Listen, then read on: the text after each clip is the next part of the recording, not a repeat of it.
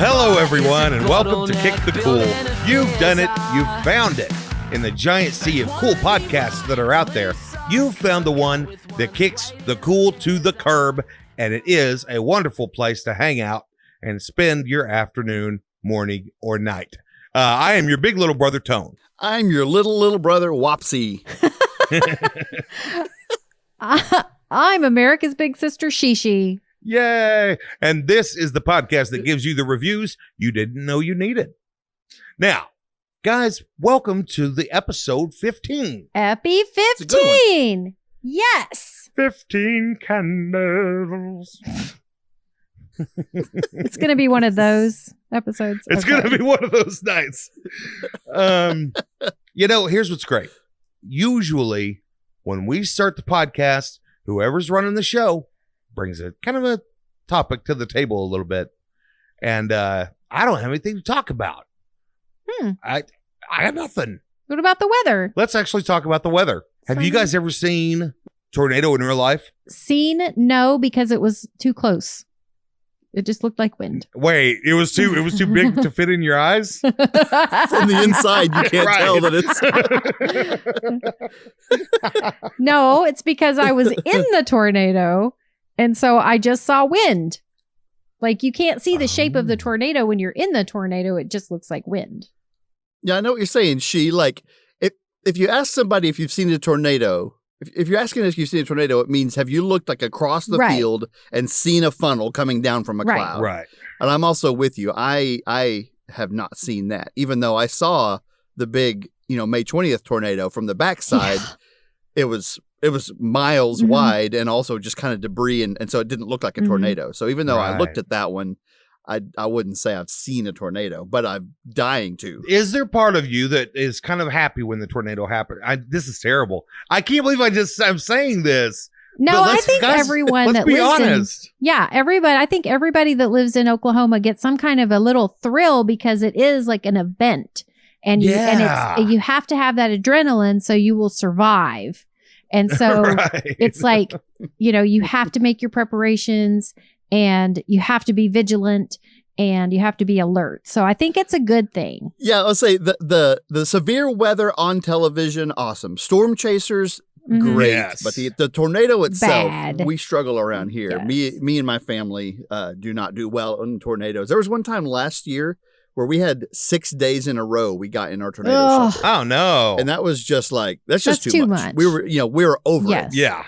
But my Facebook memories popped up on May 20th and I think I shared it with you guys, when you guys were in the city in the middle of that tornado that just decimated everything. And you just happened to be on the very edge where there was no destruction. Like there was a line barely on your side of your house, Tony, that you were fine and the people across the street were not fine. And so that was like the scariest day of my life. Yeah. It was scary. on mine too. That was wild. Yeah. But you weren't even in your house though. You were across town in a cellar or something, right?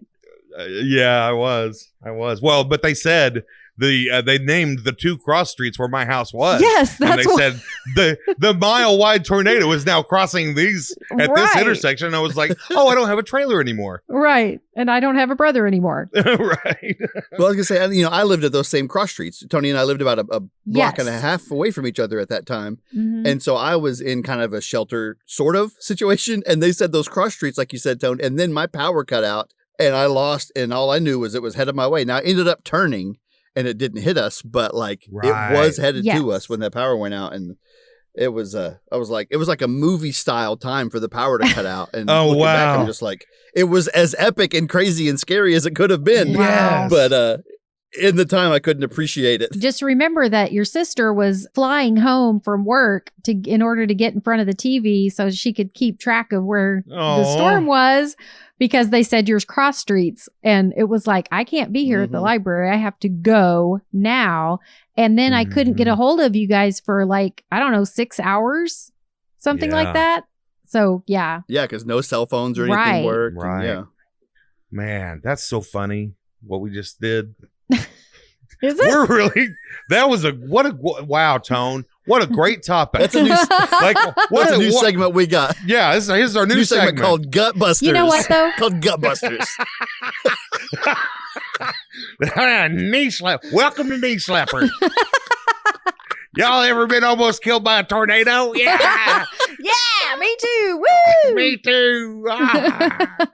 Well, I mean, we do sit around and trade war stories here in Oklahoma. So it is Yes, a very we do. prevalent, real thing that we think about all the time. So A lot of people don't know is that we started this podcast on January 1st, 2020, which seems like a very important, like it's kind of a big date, right? mhm. And a lot of people don't know that we took a solemn vow on that day to help as many people as possible by delivering the most serious and heartfelt and helpful reviews that the world has ever known. Wopsle, I want you to start us off today. What review do you have for us today? I remember the weight that we felt because I wasn't sure that I wanted to do it. And then, Mhm. Sherry, you said, Wopsle, if not us, who? Right. If not now, when? When? And I felt the conviction. We have so many reviews that people didn't even know they needed, but we're obligated to bring to people to help. Yes, indeed. I don't know about you guys, but I still have the scar on my hand from our blood oath. Was I the only one that took the blood oath? Well, I told you guys I did, but I didn't actually do it. I was too scared. Yeah, I remember being on the what a phone, and sucker. I remember being on the phone, and Sherry going, "Oh, yeah, I got to go to the hospital," and then I was like, "Well, now do I go ahead and do it?" And then Wopsle had already hung up. But yeah, no, today I do have a very important review, and I want us to review show endings. What I mean by that is we all watch a lot of shows, and at the very end of the show, there's like credits and there's songs and there's all this kind of stuff. And then most shows end with some little bitty thing at the very, very Right. end of the show. For example, like this. Fremulon. That was Right? good. That Oh, was yeah. good. Oh, yeah. So, show endings, I think it's interesting. It just hit me this week how prevalent show endings are. Like they get stuck in Mhm. your head and like they mean a lot to the shows. So I don't know what is the deal with show endings? Well, I guess the show endings are like the production companies, right? Like those little things that you're talking about, the Fremulon. and Exactly. Sit, Ubu, sit. Yeah. Good dog. Whoop. Yeah, I don't even know. Sit Ubu is stuck in my head so much. I don't even know what show it's from or any actors from that show. But like growing up, I remember maybe it was several shows. I don't know, but I know that dog. And I know that phrase from growing up, all the shows we used to watch. Yeah. Mhm. Now, to me, they're as powerful as a jingle. They get stuck Yeah, in your yeah. head. Yeah, and then you Mhm. also feel a sense of like camaraderie or connection. You're like, they did it again. I love that thing. Yeah, there it is again. Fremulon is a big one. Well, of course, I love it when you do the combo platter of Fremulon. Shh, not a doctor. Right. Yes, Yes. Yeah. Yeah, whenever they stack on each other like that and kind of make a whole like it's kind of like a megazord of show endings where they're like Right. adding on to each other and becoming something greater than any of each individual Yes. part. And see, like everybody gives all the credit. Like we are all talking about show openings all the Mhm. time, right? Yeah. Like just in conversation, at least once a day, I just say, "Oh, baby, I hear the blues are calling," and Right. like, people just expect that from me at this point. But we're not giving credit to the show's endings, and that's also stuck in all of our head. I think that's why I want to review them, is to bring them to the surface, because they're just as important as the openings to me. Well, but I think the problem I'm running into is I could sing you approximately 1.3 million jingles, the opening Mhm. theme song to Yeah. a show, and I think I've got two that we've already mentioned. I can't think of any more. Do you have any more? This one is it's harder to sell, but another one that is in my head pretty good is diddle-loom, blum, blum, blum, blum, blum, blum. Oh, that's a good one. Got Yeah. that one. You picture that it's like the movie theater at the end of The Mhm. Simpsons. That's a really good one. Because they do shh at the end of that. Right? Oh yeah. And then there's the, I thought you were shushing me. I thought I was getting shushed. I would shush you, girl. What about Bad Robot? That's something. Oh Bad yeah, Robot, that's one. yeah. Do they Bad say Robot. Bad Yeah, Robot? Bad Robot. What about the guy that pulls the paper out of the typewriter and it flies towards the screen? I don't think I think that has music with it. I was just about to mention that one with the typewriter, but all of a sudden I knew for a fact that was actually just the end of the opening of Murder, She Wrote. That's all I was going to bring up too, was Murder, She Wrote. No. Okay. One interesting thing too is, so in the 90s, ABC had a TGIF lineup that was all of some of the greatest 30-minute family sitcoms in the world, right? And it's Full House, and it's Family Matters, and Home Improvement was a part of that, and Step by Step, all of these shows that we all know every single word to the opening. And I was like, those shows must have had some epic, ending of the shows. And I don't know that they did or what they were. And so I'm wondering, is it because the opening overshadowed the ending? Or did those just not have any endings that any of us cared about? I don't know, but I'm laughing because the first thing I wanted to say as soon as you said those shows was, whatever happened to predictability? That's the first thing that went through my head. God, it's so stuck in there. I could use that space for other more important things. Now, what I'm gonna hurt a lot of people's feelings real quick, if you don't mind. The reason I don't remember the endings of all those shows is because I never made it through an episode of any of them. What? Oh, no. Oh, yeah.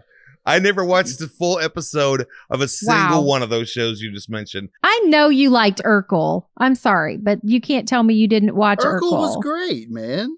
Wopsle, Urkel made me angry. Wopsle. Hey, guys, got any cheese? I was gonna say, Wopsle, you are the white Urkel. I'm so mad right now. You are the so white mad. Urkel. No, here's the deal. Not only is Urkel the worst, but he came out whenever I was like 11. And so I impersonated him all the time at every opportunity. I just asked everybody if you got any cheese. Nonstop. Oh, you were the cutest. Oh, man. Oh, my gosh. It's a good thing I was cute because I know I was annoying as well. Oh, my gosh. You're lucky that we were all older enough than you that it wasn't annoying. Like when you're old enough, you can just be, oh, look at that cute little kid. He's not affecting me at all. He's cute. If you guys would have just been a couple years older, like 2 or 3 years, y'all would have just punched me so hard. Yeah. Every time I did one of Urkel's things.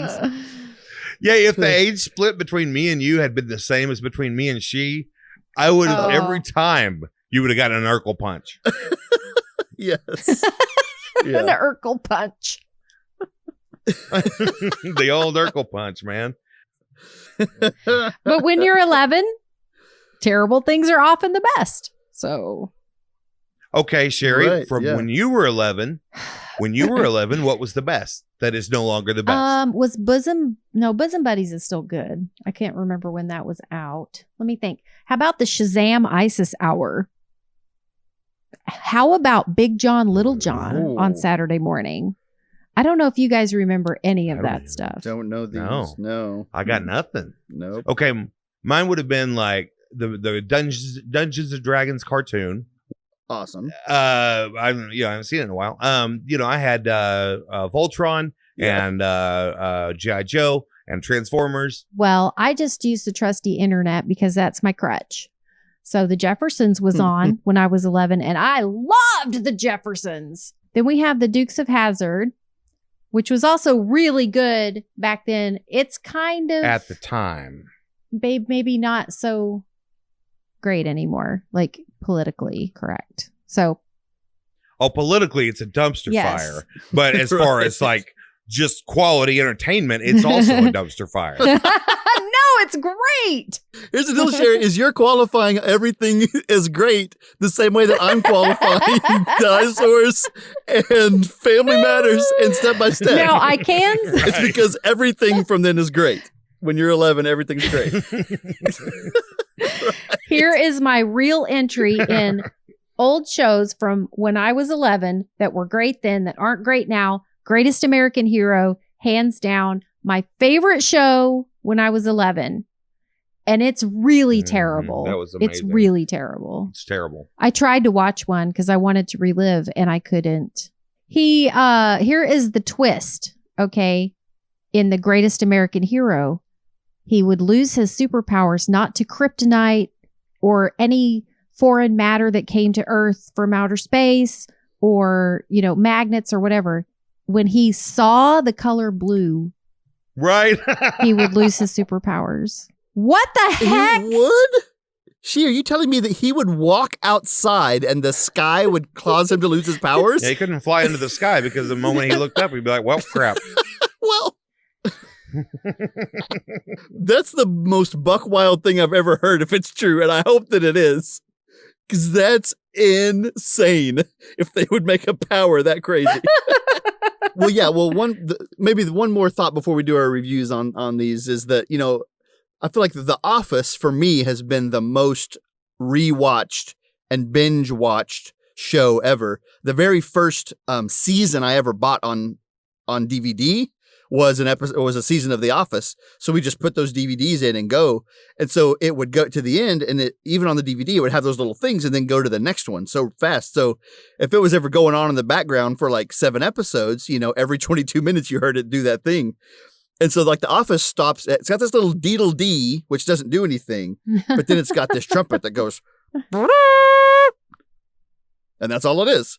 And so every episode would kind of end and I'd just be chilling and all of a sudden it would just announce, and it was like, hey, new episode's on. And so certain things, like, it was like a Pavlovian response, like if I would have to run in there to the next episode.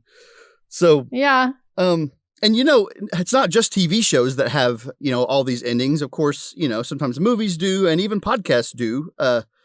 Because I know whenever we're listening as a family, we always have to wait to the very end of our podcast because of our ending. Right. You have to. Right. Yeah. You have to. The podcast is not over until I hear my cute little niece and nephew at the end. They are so cute. Yeah. And Coda, he was 2 at the time of recording and he's 3 now. And so he even sounds a little bit younger, but he always perks up and like, he's on a podcast. And I even heard my daughter tell somebody on Roblox the other day that she's on a podcast. And I was like, oh, how awesome. Technically, she's that? not wrong, right? That is awesome. She even has her little episode. Yeah. Her own episode, right? Is that on the right. YouTube? Yeah, my. So, yeah. She got her birthday episode. I can't imagine how cool you would feel. Right? I think it's pretty funny that Coda, it's only been 5 months since we started and about 5 months since he recorded his Kick Cool, but he's already grown enough that he sounds different. That's funny. Yeah, it's wild. So there's the very end ending where we have the Kick Cool, and then there's the beginning of the ending where we say love you bye. And there's that middle ground.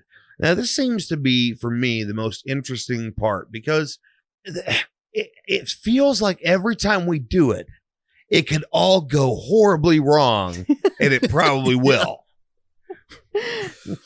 And somehow that is my most out. nervous. That is my most nervous every week is that part of the podcast, both recording it and then also listening back to it. Just like, what did he do? Did he Why make are it? we Is it doing going to that? Right.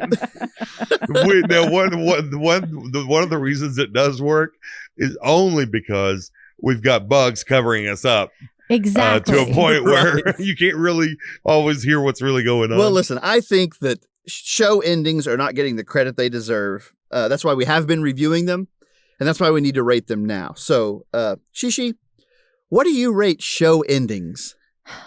Well, I like them that they are so familiar to us and so culturally an earwig in a way. On the other hand, they're really annoying because of that same factor. So I think that I would have to rate them the color blue. Nice. So they make you lose all your powers. Okay, Tone, what do you rate TV show endings? Orange. No, I'm just kidding. I first of all, I just have to say, I could feel the static electricity in the air. And what that signifies to me is how many people we have helped so far in this episode. Yes, obviously. Yes. The endings, man, I love them. I have no problem with them. So I'm going to give the endings of shows a 9.3 out of 12. Man.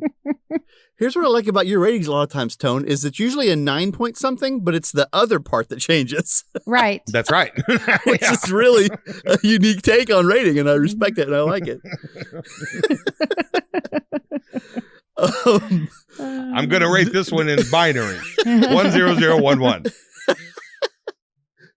Did you guys know that Fremulon is being said by Nick Offerman? He's the one that recorded that for them. Really? So, yeah. Good old Nick. So, once you know it, you can't unhear it, but I never knew that before. Yeah, and that followed by Not a Doctor. That means you just got through another Brooklyn Nine-Nine. So good. Mm-hmm. Uh-huh. So, because of that, I'm going to rate show endings Brooklyn 99 out of 100. Oh, yeah.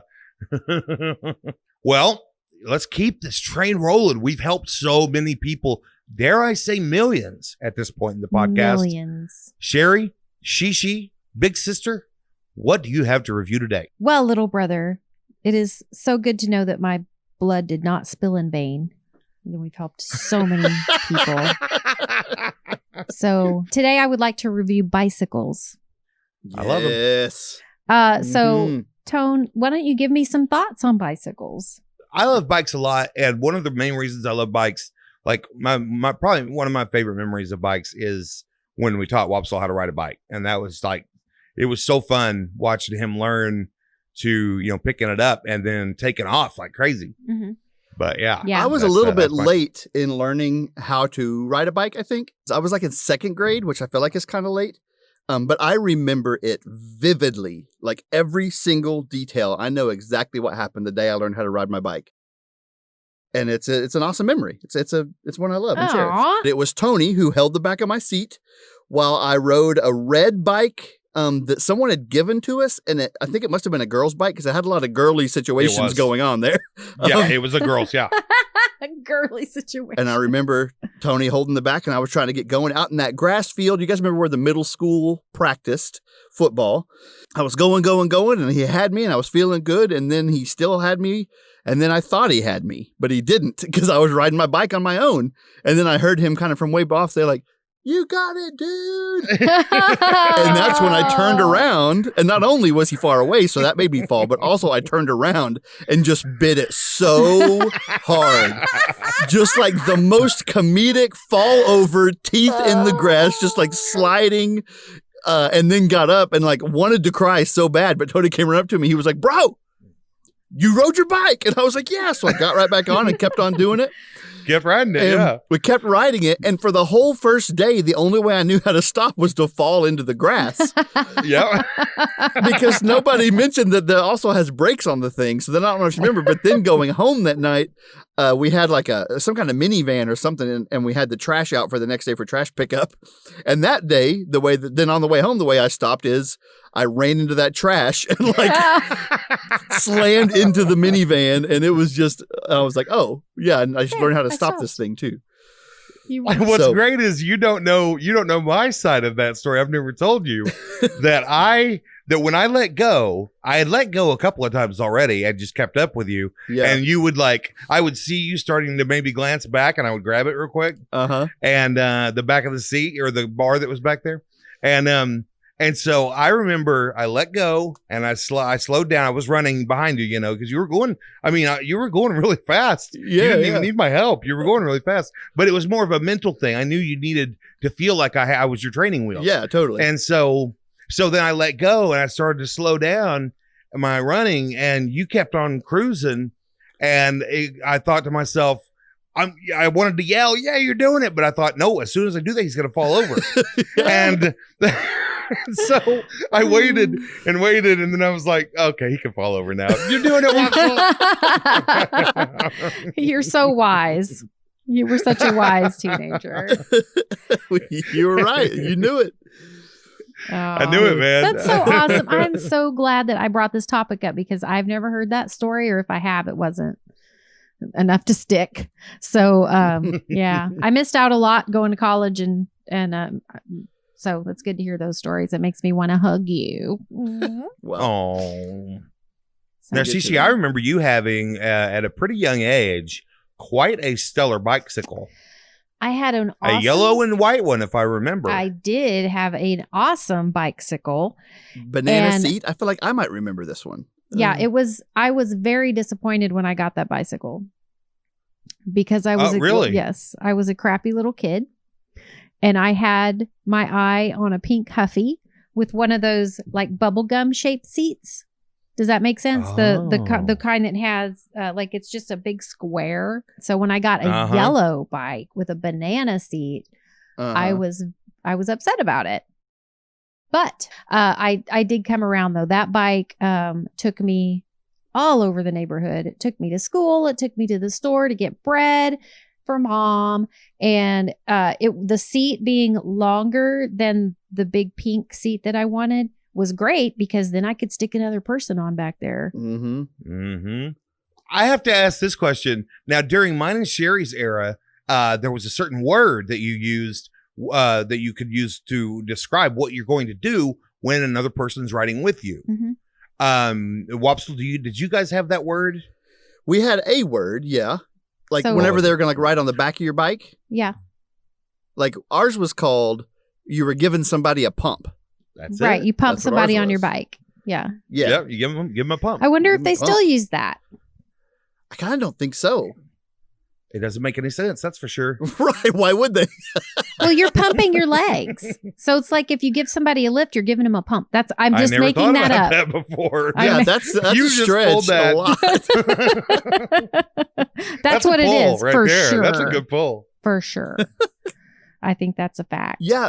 You know, a bike is interesting because it lets you do two things for the first time in your life. It gives you enough freedom to get into trouble, right? To go maybe a little bit further than you're supposed to do this or to check that thing out. And it also gives you, a bike is the first opportunity to get just hurt real bad. Yes. Yeah. Like all of my early injuries were just wrecking bikes. Yeah. I got a big scar on my foot to prove that point.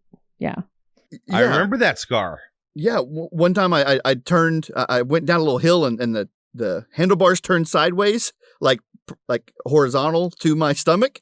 And then the handlebar like went into my stomach and took a giant chunk out of my stomach. And, yeah, like just bikes are dangerous, but that's why it's such an important part of childhood. And you probably cried and it was a bad time and you got back on your bike the next day. Yeah. Another thing that your bike allows you to do is to start to learn that your mother was right. That's a good way to learn that your mother was right. Because the only reason I have a giant scar on my foot is because I was pedaling with no shoes.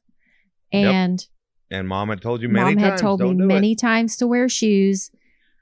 Actually, I think I was getting pumped at that time, but I had no shoes. So I wasn't pedaling, and that's why I felt safe to not wear shoes. Pumped with no shoes seems so dangerous. I know. Yes. Not for 9-year-old Sherry.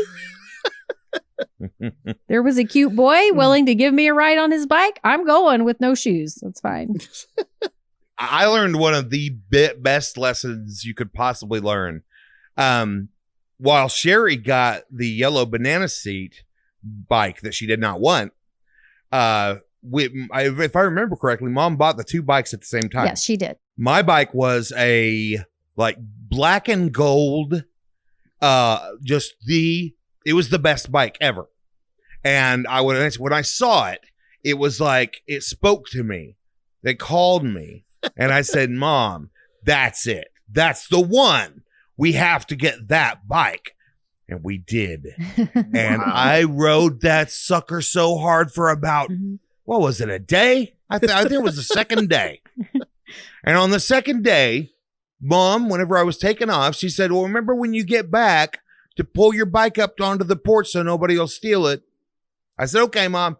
And then, of course, it was getting late. It was almost dark. Time for dinner. Mom's yelling, dinner. I come pedaling up, speed demon, do, and get into the middle of the yard, drop the bike, run inside. The next day, the bike was gone. Aww. Stolen bike. I didn't even think about stolen bicycles. That's the my world yes. fell apart. Tone. I had a nervous breakdown at age 4. It's real life right now. That's rough. I felt sorry for you. Midlife crisis. It was.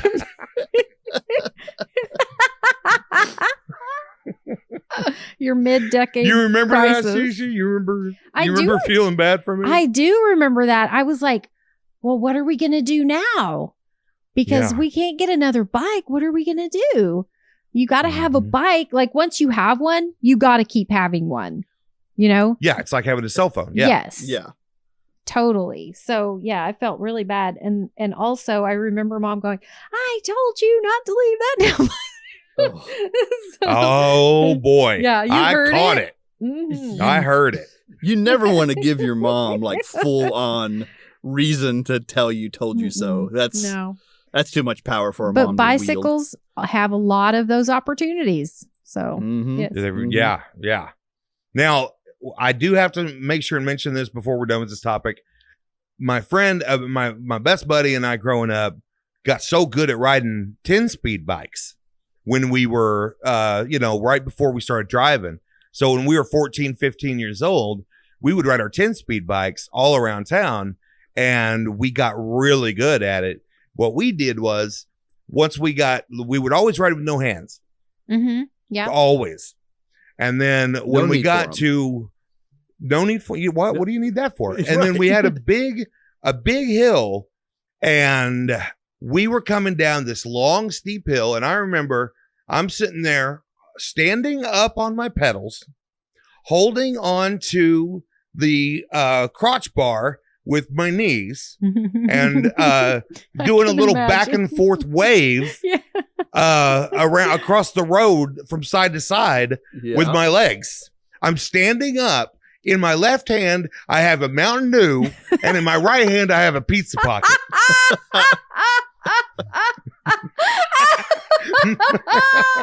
If that ain't teenage boy, I don't know what is. This would be the description of childhood right here. That's so good. Hurtling down a hill.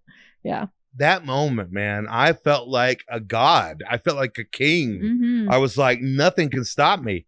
Right now, I have like one of those little trailers that you attach to your bike, because I put my 3-year-old in that because he can't ride a bike yet. So we go riding, and he rides in a little trailer behind my bike. And I was going over to pick up this trailer from a buddy's house, and he was showing me how it hooks to his bike, and he said, "Yeah, I don't have it hooked up to this bike because I usually have it hooked up to that bike right there." And he pointed to a stationary exercise bike. And I just kind of cocked my head and kind of looked and waited for him to smirk, and he wasn't smirking. And so I said, "How does he like that?" And because he got his son too. And he said, "That's pretty good." And I said, "Okay." And I said, "Wait, he likes being hooked up to that stationary bike that doesn't move?" Oh, and then he just lost it. He showed me that hanging up on the wall up high behind the stationary bike was another regular bike that he was talking about. But this picture of him hooking his son up to the stationary bike and just going to town while his kid's just sitting there like, "Seriously, Dad?" Honestly, I could see my kids enjoying that. Because that's pretending, man. You got to use your imagination. You pictured the little kid like, looking like, "What, Dad?" And I pictured him like gripping the railing and like his eyes bugging out of his head like, "Whoa." Having the best time. That's true because when you're going fast, you're going as fast as you're going. But when you're not going at all and you have to pretend, you can pretend you're going as fast as you want. That's right. So that's a pretty good point. Pretend fast is always the fastest. Put a fan beside you and your hair's going back and you don't know the difference. Yeah. That's right. That's a good point. Okay, so Tone, what do you rate bicycles? Bicycle. I want to ride my... I'm going to rate it Mountain Dew Pizza Pocket. That's my rating. Mountain Dew Pizza Pocket. Okay, Wopsa, what do you rate bicycles? I gotta rate bicycles a full city block wheelie, which I used to do on the reg, and we have a picture of that. Yes, and so a full you could city do a block, whole block. a whole block wheelie. That's what I rate bicycles. That's impressive. Nice. Well, I think I'm just going to have to rate this, and this is just right off the top of my head. 28,000. I'm rating bicycles 28,000. They're the most awesome things in the universe. That's without a doubt the highest rating we've ever rated anything. So it actually is. Yeah. Mathematically. So speaking. You don't know what my limit is, and I'm not going to tell you. It's 28,000. Right. It doesn't matter. Yeah. Bicycles wins. Yes. Okay. I concur. Good topic. Wow. Did you feel how many more people just got helped? So many more people. This is blowing my mind today. Well, guys, I'm going to finish it up today, and I want to review playing brass instruments. Yeah. Okay. Wopsle, what do you think about playing brass instruments? I am a fan of playing brass instruments. If you really nail me down, I probably prefer brass to woodwind instruments. Ooh, taking a side. I am. I didn't know we needed to. Okay. The gauntlet has been thrown down. I'll take woodwinds. Oh, she got the woodwinds. Just to be contrary. Sherry, what do you think about playing brass instruments? Well, I played a cornet, which is like a trumpet. I don't know what the difference is, but they called it the cornet. So I played that 1 year in 6th grade, and I believe that I could still play a C major scale if you stuck one in front of my face right now. So nice. Yeah. One thing because you played it for 1 year in the 7th grade, is that right? 6th grade. 6th grade. One thing you did not get to experience is the level of when you play a lot of music in a row, like for pep band, something like that. You're playing all night long during the whole football game. And then you go out and you do your marching 4 songs during your marching routine. And then you get back up in the stands and you play again. The lip pain is something else. Yeah. Wopsle. It's just, listen, if you really think about it, you're like 3 hours straight just smacking your lips together so hard. Like, it's gonna hurt, and it does. Especially, though, but then you get kind of used to it, but it still kind of hurts. You know what hurts right now is whenever I play nowadays, because I only play like once every 3 years. It hurts so bad just from thinking about playing nowadays. Right. Yeah. Right. Oh, you man, bringing this up. Imagine. Yeah, you bringing this up, Tone, it's going to make my lips hurt all night. And that's, just having to live with it. Mine right now have an indentation in a circle in the middle of my lips just from talking about it. So whenever I first started band, we bought me a saxophone knowing I was going to play saxophone. And then our band director asked me to switch to trombone. And I said, no way. All the cool guys I know, namely my older brother, play saxophone. So that's all I'm going to play. And somebody, I don't think it was my band teacher because this would be creepy, but somebody told me early on that brass players make better kissers. And I said, my little 6th grade self said, well, trombone ain't too bad. Let me give that guy a try. Your little Urkel self. Right. Yeah. The only downside, I think, to brass instruments is how much your lips hurt. But the upside, you can have a band without woodwinds, but you can't really have a band without brass. Like, at least when you want to go listen to. I think that the brass is kind of like makes it up, I'm just kind of feeling like something like that. What?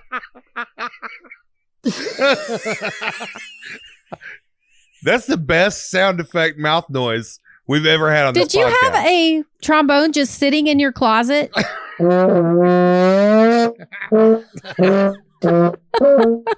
I bet that hurt your lips right there, didn't it? It's so bad. Like, life is hurting so bad right now. And yeah. I got stuff to do tomorrow. I'm going to have these giant weird red lips. Right. And they're going to be like, I know what he was doing yesterday. Kissing. And he's Lots really good at it. Also, you said, I'd like to make an addendum.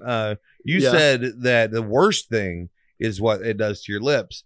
And I think that it actually is going to come in at a tie with dealing with the spit in your horn. A lot of spit.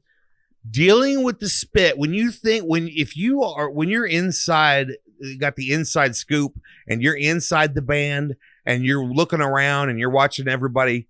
The amount of spit that gets dumped out of horns is so much. And like every horn has a different method of you figure out how the best way to get it to come out the best.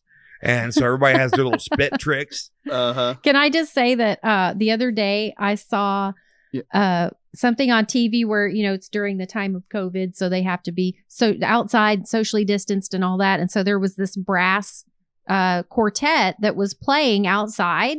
And I was like, first of all, they are blowing COVID straight at their, like there's force coming out of the end of that instrument and it is spewing all out. They have weaponized it. It is like a cartoon style weapon. And then I'm like, is anybody else thinking about the spit? Because that stuff is going to be toxic right now. Right. It's toxic pre-COVID. I was like, why is that a good idea? And it soaks into the carpet in the band room, Yeah, I was going to say, in the band room, of course, the trombones are in the exact same place year after year. And I'm sure they clean the carpet sometimes, but not weekly. And so all the trombones that makes a lot of sense why it smells like that. Yeah, I always thought it was from the dinkles, which are those shoes you're supposed to wear in band. I just thought dinkles stunk. No, it turns out spit and carpet is what stinks. Spit in the carpet. Turns out. Oh my goodness. That's why it stinks in there. Check this out, guys. I bet you didn't know this. The French horn, or at least the ones I play, I think some of them do, but the horn that I played in high school, the French horn did not have a spit valve. Most horns have a little valve that you press the button, it lifts up the cork, and then you blow without pursing your lips. You blow, and the spit comes out.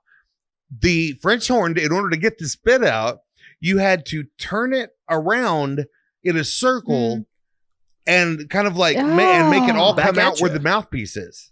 I remember just sitting there in band. Everyone's cool and chill. You've got a few spare seconds, in between something. And all of a sudden, the French horn over there turns into like one of those sign spinners outside of Cece's Pizza. Just has the horn up over their head, just spinning it around. Right. You're like, what is this guy doing? He just lost his mind over there. Like, oh no, it's getting spit out. Oh, okay, cool. Cool. While I just spit out, barely, push my little cork and just let the, spit get out. But yeah, the French horn was a different world. The French horn players dressed in a gorilla costume. Right. Well, the French horn too. The French horn's incomplete in all the ways, right? Just add a spit valve. Seems like it makes sense. Also, don't make a horn where by design you have to play with your hand stuffed up in the bell. Like, no, just make it where it sounds right without putting your body parts into the horn, other than your lips. So, it is by far the most flawed horn. Yeah, poor guy. He sounds cool, but like, I know, he's underdeveloped. It was terrible. Yeah, right. Yeah. So where other horns, they went ahead and built an extra tube. Yes. My tube is just, I got to stick my hand in there, and every movement of my hand is going to change my tone, my tuning, and and my tone. All right. Well, you know what, guys? I think it's time. Well, so what do you rate playing brass instruments? Here's my rating. It's a musical one again.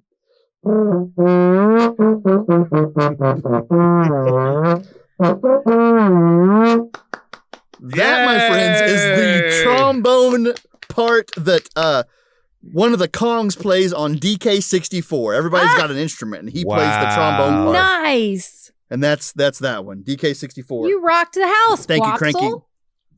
Thank you, Lanky Kong, for writing that part for me. Lanky Kong. And I also love DK64, so I'm a fan of the brass. Shout out to Lanky Kong, by the way. Yeah, thank you for listening. Yeah, thanks for listening. Shishi, what do you rate playing brass instruments? I got to rate it 6 for 6th grade. That's what I got. One. It's rated 6.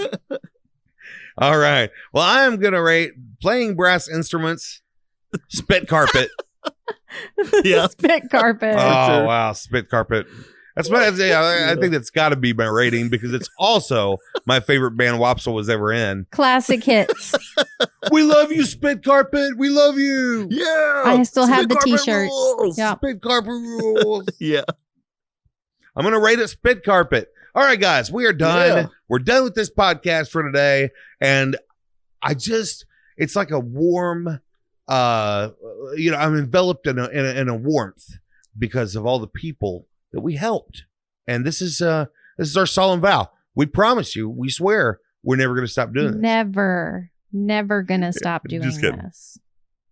Do I need to cut my hand again? We have all the confirmation we need that we've helped some people. But if you would also, because it's clear that has happened, but if you would like to let us know some of the ways we've helped you, you can definitely get a hold of us. You can email us at reviews@kick.cool, or you can find us on all kinds of social media. Facebook, Instagram, and Twitter are kind of the main ones that we're always on a lot. So let us know, some of the real life ways that our reviews are helping you. We would love to hear from you. And also I would like to say, if you know someone who's not a big podcast person, feel free to direct them over to our YouTube channel. We have every single episode is on the YouTube channel the moment it comes out on the podcast feeds. So as well as the minute snippets that are good for sharing. That's right, as well as all the snippets and things like that. So, you need to go over there and check it out and direct anyone over there to our YouTube page. Also, we want to give a huge, huge thank you to the band Bugs, BYYYye. We love them so much. And they sing our theme song, Reviews, from the album Self-Help. So please go like their Facebook page and buy their music. Bugs rules! Spit carpet. These are as good as bugs. They do kind of seem to be in the same vein, don't they? It's just kind of like gross middle school stuff. Yeah. Well, I think this spit carpet is bugs on drugs. Okay, so that's going to do it for us this week, guys. And thank you so much for listening. Please, hopefully, we'll be able to continue to do this every week. And until next week, love you. Bye. Love you. Bye. Bye. Bye.